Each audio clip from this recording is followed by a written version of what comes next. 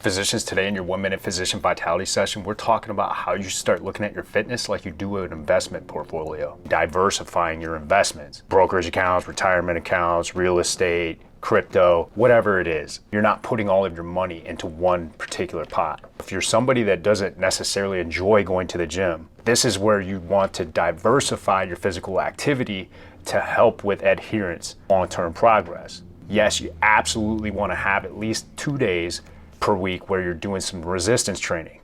And I get that you may not enjoy that. However, it's going to be so beneficial for you not only now, but for the long haul.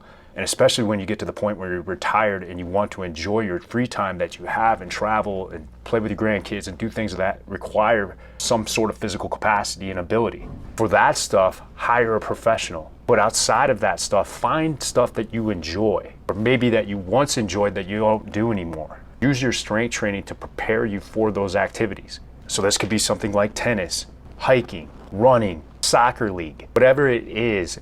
Having diversity with your physical activity is going to pay off dividends well into the future. Then looking at the short term, you're going to do a better job of consistently showing up on a weekly basis. And before you know it, you're going to feel, look, and perform better than you thought was possible.